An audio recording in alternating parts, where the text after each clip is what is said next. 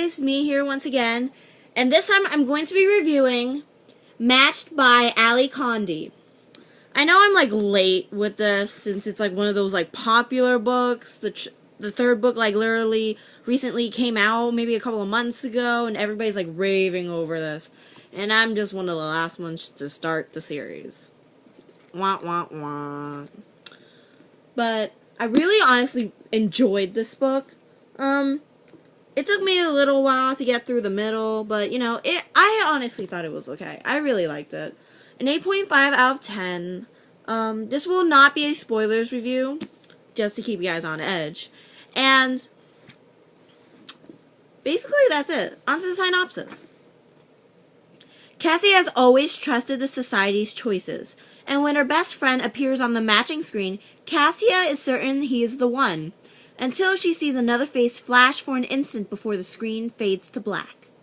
Now she is faced with impossible choices between Xander and Kai, between the only life she's known and a path no one dares follow, between perfection and passion. Now in the book, this girl, Cassia, the main character, lives in this society. It's a dystopian, many years into the future, where like the government is in charge of everything. Basically, sort of like The Selection, Delirium, and Divergent. So it's like you are like put into the system so that you are matched with somebody. It could be somebody from another province, somebody in your own province, which is really rare apparently. So it's like all like wide from like the United States, I believe. And a lot of things happen after she gets matched. She gets matched right on her 17th birthday, which was like a great birthday present because all of her life she wanted to be matched. She wanted to be like grown up and everything. And she gets matched with her best friend, Xander. And she's all excited. Her and Xander already know each other. They live in the same borough. They've known each other all their lives. Sorry.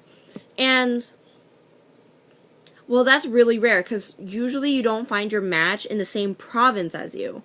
And they did. And so a lot of things happened from then on. Then she, I believe a port in this book is a computer. So she uses the microchip thing that has like all the information about Xander, because when you're matched, you get a microchip about on the information of the other person you're matched with.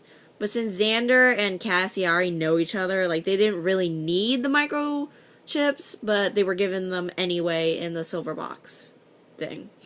And when she goes home the next morning after the matching banquet, she puts in the port, and whose face should appear? Xander's.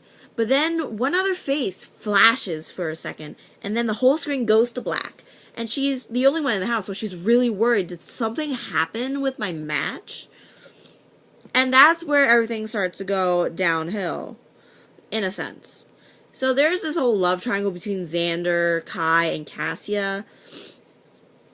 And, well, I'm not going to tell you, but she leans towards one more than the other. And throughout the book, she's with this one guy, either Xander or Kai, and she becomes more closer, their whole romantic relationships, you know. And things start to go downhill a bit because apparently the government's always like messing around with stuff, and she starts to find her own individuality, and she doesn't want to be like a dog for the government, because it's like whatever the government tells you to, you do it, no questions asked, you know, like a dog, like just a servant, just not questioning, not thinking at all. And she starts to get her own individuality, like starts to come out of her shell a little bit and starts to question, why is this happening? Why is the government like this and everything?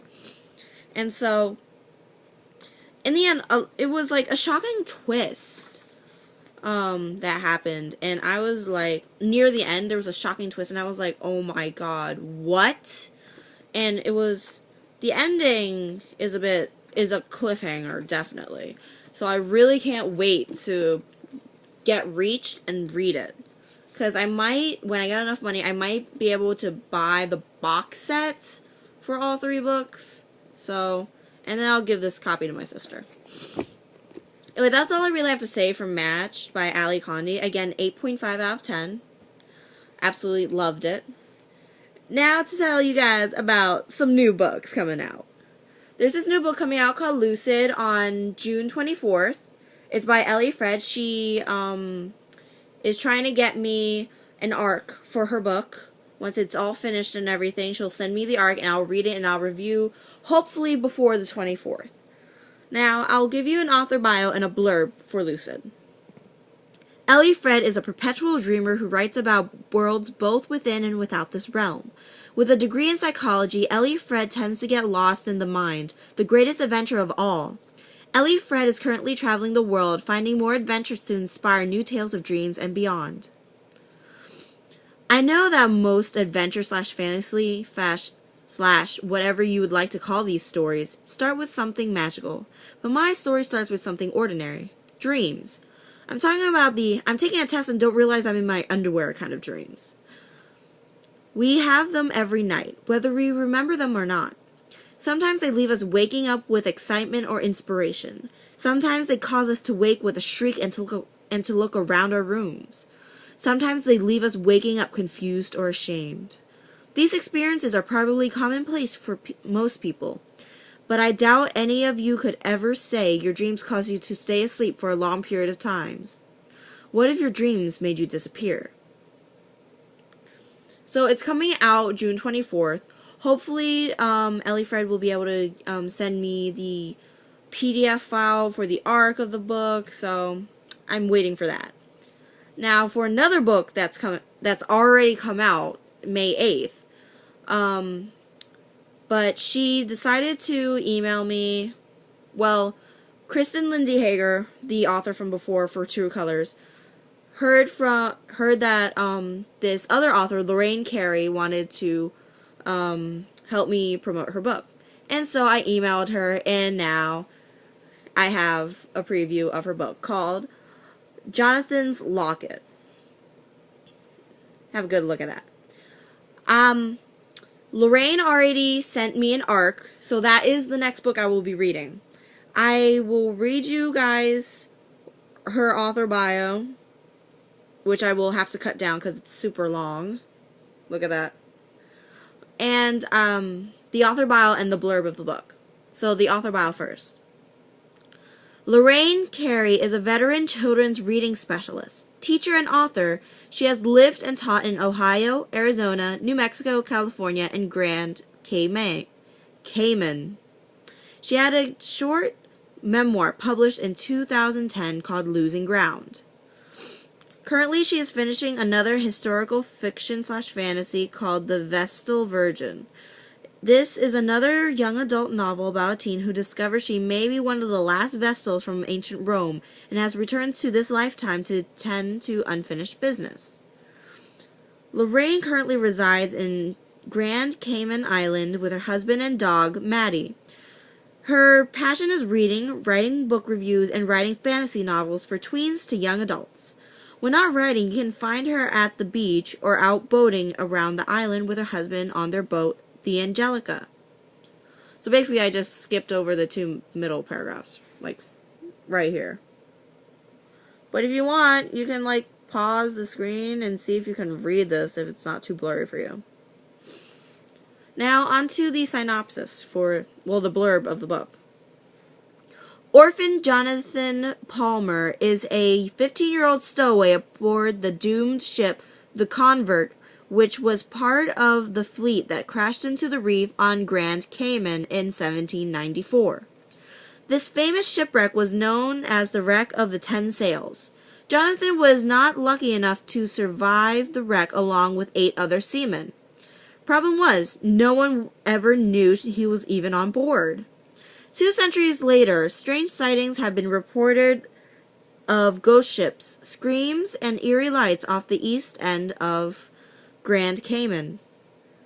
Brandon Wallace, a troubled teen, seems to acquire a strange affliction and begins to have bizarre encounters from the sea, where he befriends a mystical sea turtle who holds the secrets to the mysterious sightings as he plunges into the world of the paranormal. Here he is compelled to embark on a dangerous journey, risking his life to uncover the dark secret of Jonathan's death. This task proves to be even more dangerous when one of Brandon's close friends has other plans for him. So, once again, I have the arc for this already, Jonathan's Locket. So this is definitely the next book I will be reading, since it's a short book. It's about 55 pages. When Lorraine sent me the arc, I saw that the PDF file, I saw it was 55 pages, so I will get through that quickly and get back to you guys on it. So that's all I really have to say. Next book, Jonathan's Locket by Lorraine Carey.